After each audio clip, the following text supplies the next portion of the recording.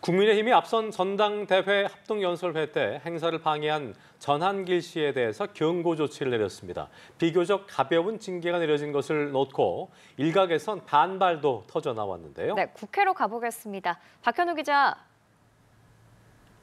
네, 국민의힘 윤리위가 전한길 씨의 전대방해 행위에 대한 징계를 논의한 끝에 경징계인 경고를 결정했습니다.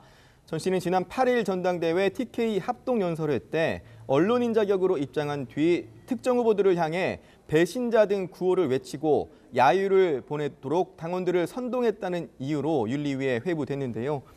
여상원 윤리위원장은 언론에 보도된 내용과 전 씨의 소명이 다른 부분이 많았다면서 배신자 등도 전 씨가 먼저 외치며 선동한 게 아니고 당원이 외친 걸 따라한 것으로 파악했다고 밝혔습니다.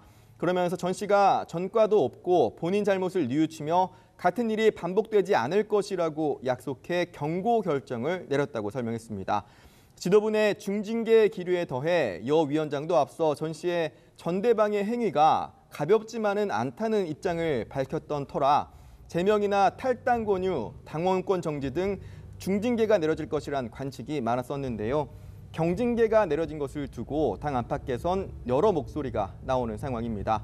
여의도 당사에서 진행된 전당대회 마지막 합동연설회 뒤 기자들과 만난 김문수 후보는 내용을 자세히는 알지 못한다면서도 윤리위가 그렇게 판단한 근거가 있을 것이라며 그 판단을 존중한다고 했습니다.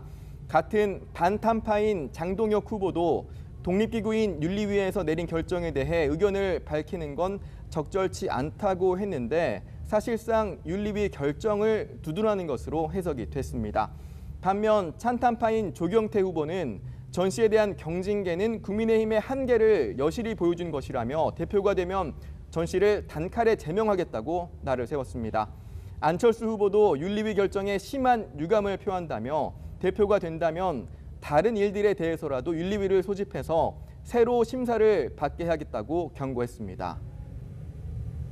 네, 민주당 상황도 살펴보죠. 민주당이 추진 중인 3대 개혁 특위 중에 마지막 특위가 오늘 오후에 출범했죠. 네, 민주당은 3대 개혁 특위 중 가장 먼저 검찰개혁 특위를 지난 6일 띄웠었죠. 그제 사법개혁 특위에 이어 오늘 언론개혁 특위를 출범시켰습니다. 특위위원장은 국회 과방위원장인 최민희 의원이, 부위원장은 과방위 민주당 간사인 김현 의원이 맡습니다. 정청래 대표는 특위 출범식에서 3대 개혁의 마지막 언론개혁의 열차가 출발한다면서 방송을 국민들에게 돌려드리겠다, 언론의 폐해로부터 국민의 권리를 보호하겠다고 강조했습니다. 특위는 특히 언론 보도에 대한 징벌적 손해배상제 도입과 방송 3법 처리 이후 언론개혁의 방향 등을 주요 의제로 다룰 것으로 예상됩니다.